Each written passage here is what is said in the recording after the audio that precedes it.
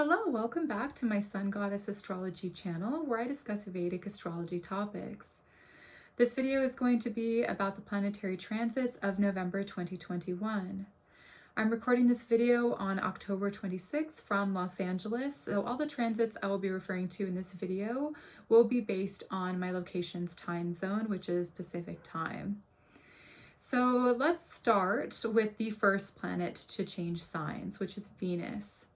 Venus leaves the Scorpio constellation on October 30th, ingressing into Sagittarius, where she will be for the remainder of November. This is a slight improvement for her position, as she was in Scorpio with K2, which is the south node of the moon, and that really drained her of her financial and creative and resourceful energies, and also made her, at best, more investigative concerning relationship matters.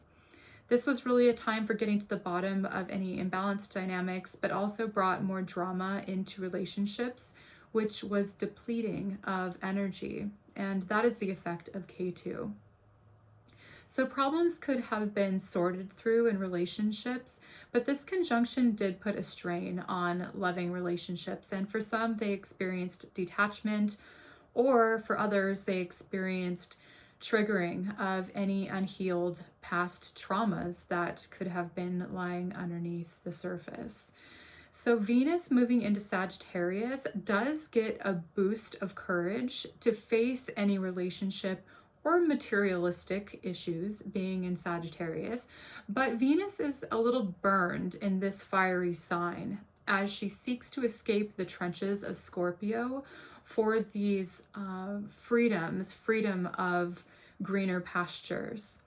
So because of this, it's really a better transit for Venus, but only slightly, as the dispositor of Sagittarius, which is Jupiter, is still being debilitated in Capricorn during this Venus transit.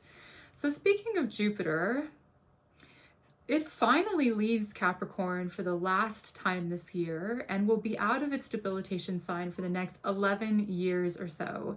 And this is the best news of the entire month. Actually, it's the best news of the entire year, as Jupiter in Capricorn was not only debilitated, but it was under the aspect of Saturn, which restricted its ability to provide us with blessings and hope for improvements globally. Especially after the past couple of years we have had, this is pretty relieving news, I feel. I also feel that people are more or less over it as far as wanting to hear updates about world health and being afraid and sad and so on and so forth. Also, this isn't a political channel, so I won't really go into all of that, but I do want to say this. Saturn's transit into sidereal Capricorn in January of 2020 was the marker and starting point of the pandemic, which Jupiter exacerbated as it expanded the growth of the health decline, especially during its transit into Capricorn joining Saturn. It left Capricorn earlier this year, but then it retrograded back into Capricorn for its last leg in its sign of debilitation.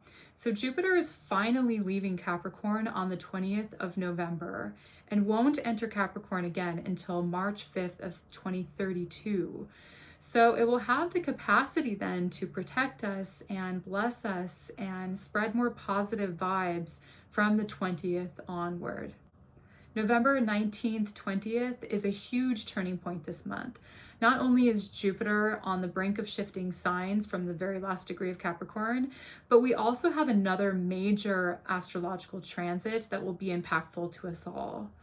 It is a full moon lunar eclipse in Taurus on November 19th at 12:57 a.m. It happens in Taurus within the Nakshatra Kritika, where Rahu, the north node of the moon, is currently transiting. This will bring sudden and immediate changes. The shifts affect us all differently depending on our own charts, but in general, eclipses can end or remove something suddenly from our lives and then replace it with another thing very quickly. This is a time for people to change paths or end up with a sudden crossroad appearing, or for something to arise that has been dormant for quite some time. So eclipses are very revealing. What was once hidden really comes into the light after a period of darkness. It really functions as a reset button as well. So to get a clue as the changes it brings to us collectively, we really have to look at what the other planets are doing at this time. We have already talked about the positive changes of Jupiter moving signs on the very next day, bringing freedom and hope from confinement and suppression. But additionally, look to see if there are any planets in sidereal Taurus or Scorpio in your chart, and then ask yourself what planets those indicate in astrology, and then what houses that these planets rule in your chart. So if you would like a personalized chart reading, I can help you decode that. You can contact me through my website linked below. I'm thinking that this eclipse energy on the 19th will all point back to Jupiter. The eclipse happens in the Taurus-Scorpio axis. So if you see the ruler of Scorpio, it is Mars. Mars is in Libra, and the dispositor is Venus. Venus also rules Taurus, so everything then points to Venus. Venus is by herself in Sagittarius under no other planetary aspect, which gives her a lot of freedom to operate according to her truest nature. She is in the domain of Jupiter because Sagittarius is ruled by Jupiter. And Jupiter happens to make the biggest transition the day following the eclipse of the past 19 months. So this eclipse happens in fixed signs, Taurus and Scorpio. So there will be a permanent effect of the changes that are brought about. But I'm really thinking that this will be an uplifting change that will pave the way for a more prosperous and inspiring future. All right, so now let's talk about the other important but maybe less consequential transits of November. The new moon occurs on November 4th at 2:14 p.m. Pacific time in the constellation of Libra in the nakshatra of Swati. This is the time of Diwali, the festival of lights, honoring the power of light over darkness as the sun is in a darker place in the sky. New moons are seeds planted for new beginnings. This new moon has a very Venusian theme.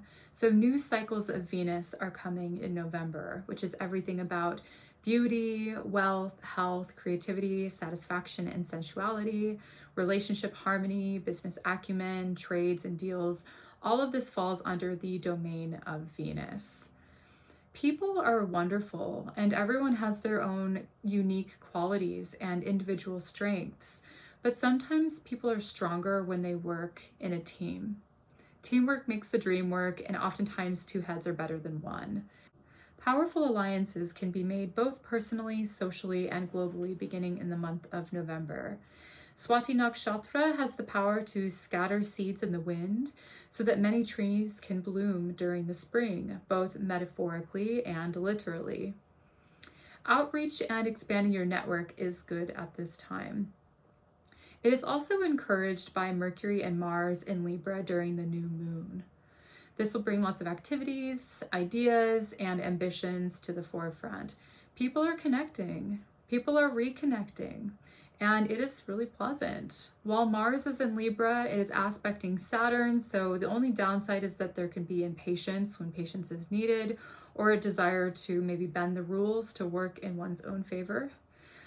Mercury enters Libra on November 1st and moves through Libra in record speed in only 20 days. This is going to be a window of opportunity for mutual agreements to be made. Paperwork and contracts can be signed and legal issues can be resolved. Mercury is very cordial here. Interestingly enough, though, Mercury leaves Libra and enters Scorpio on November 20th, the day after the lunar eclipse, and the very same day as Jupiter's newfound freedom in Aquarius. Mercury changes the topic of discussion as immediate changes are now being discussed and dissected. So it's not really the best time to make decisions on this day, as there will be a lot of processing and thinking going on. Because Mercury is the intellect, decision-making is compromised as Mercury is newly in Scorpio under the effect of the eclipse. This influences us in a way of making us temporarily unconscious around this time. So if you are faced with a decision and you don't know what to do, it's best to stay silent and observe, and maybe don't listen to advice from other people. Just wait if possible. Things become more clear after Mercury passes over K2 on the 25th. Additionally, from the 25th to the 27th, understanding, enlightenment, and clarity will happen. Even though Mercury will be combust on the 27th, these 2 days is the time frame of the moon moving from its ruling sign of Cancer into Leo, where it receives the opposite aspect of Jupiter in Aquarius. This will expand the mind and give great insights and optimism. There is always hope for a better future, and when the stars align, great things can happen. I wanted to leave you with this thought. Every minute, time pushes us forward. With each passing moment of the day, we have hundreds of new opportunities to make a positive impact. I'm so grateful to be able to share my observations with you. Thank you for watching and subscribing to my channel. I will see you in the upcoming videos. Take care and be well.